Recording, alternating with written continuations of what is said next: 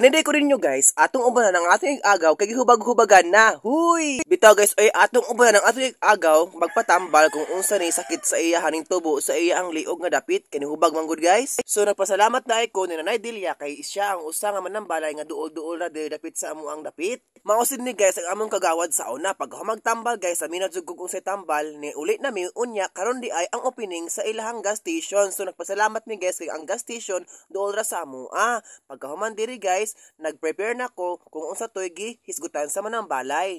Naminod sa kog tarong guys, oy kay basin og magsayop ta ba na masamot unta kubag-hubag ba. So, karon gi ay nag-prepare ta og inaay tin-aw nga tubig den tulo ka kuan na tablespoon of kanang abo bitaw kanang dinuagan guys. Unya ato nang ikaraw-karaw kay para matinaw siya and then naghuman ana ang mix kanang hantod nga wala na bitaw mo kuan guys lumay kay kas babaw kanang murag yuta siya kanang abo. Ato na siyang ibabad into 10 to 15 minutes or 30 minutes. Basta sa atong paminaw is tinaw na siya.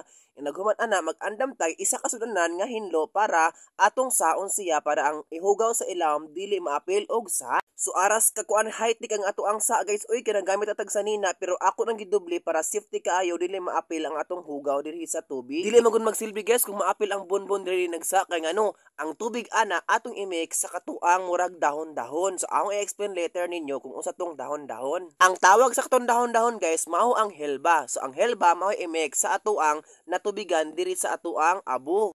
So ang tubig sa abo ahong gi-separate niya atong i-mix ang katong helba. Unya guys kay human naman tagsa ana tinawa ang hugaw o kay nasaman di man ta makaingon ang nasa kay gamit man tagsa. Huy! Aras kay estetik ag ato ang saoy na kuanjud na bahin jud ang kahugaw ba. O di ba estetik ayo. So samtang nagsadaan na guys sa abo nagkuha ko og helba. So atong tan-awon og usay porma sa helba guys. Pagkahuman ana ako nang giukban sumano na ang atong resulta sa abo ug ang tubig. Sumano na ang resulta. Indi na human ana guys atong kuha og helba din ingon na manambalay nga ato siyang padugaon hantod tubig. Sorry kayo guys, sayop na nang gibuhat sa ato ang amiga. Lorong manggod na guys, ang atong buhaton ri ato na siyang i-shake-shake. So ato maminaw shake-shake unsa na shake. Ato siyang ipugos o nga naon nato para makuha ang ihang duga unya ma-mix sa ato ang tubig sa abo. Dili sa tama kaingon og shake, oy kay di man na shake.